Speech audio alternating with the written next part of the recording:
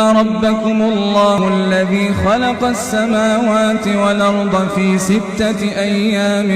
ثم استوى على العرش يدبر الأمر ما من شفيع إلا من بعد إذنه ذلكم الله ربكم فاعبدوه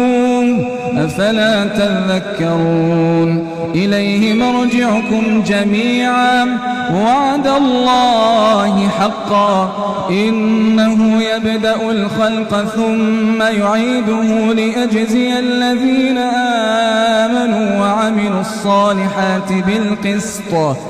والذين كفروا لهم شراب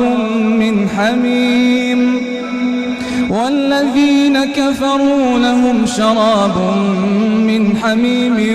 وعذاب أليم بما كانوا يكفرون هو الذي جعل الشمس ضياء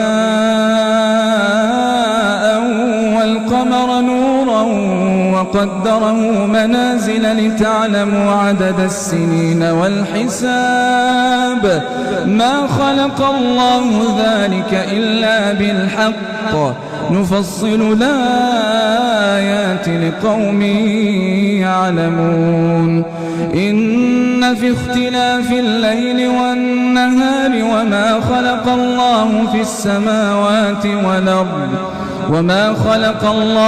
السماوات والأرض لآيات لقوم يتقون الحمد لله رب العالمين الرحمن الرحيم ملك يوم الدين إياك نعبد وإياك نستعين اهدنا الصراط المستقيم صراط الذين أنعمت عليهم غير المغضوب عليهم ولا الضالين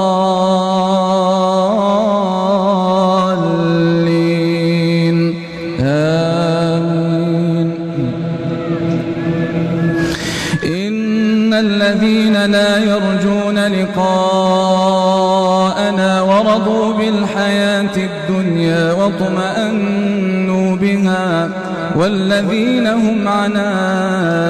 آياتنا غافلون أولئك مأواهم النار بما كانوا يكسبون إن الذين آمنوا وعملوا الصالحات يهديهم ربهم بإيمانهم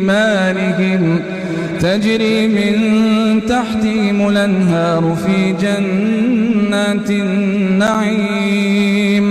دعواهم فيها سبحانك اللهم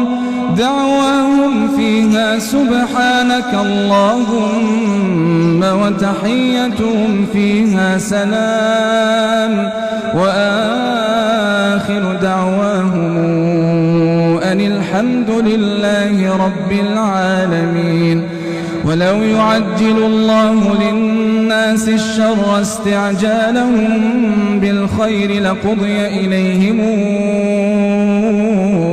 أجلهم فنذر الذين لا يرجون لقاءنا في طغيانهم يعمهون وإذا مس الإنسان الضر دعا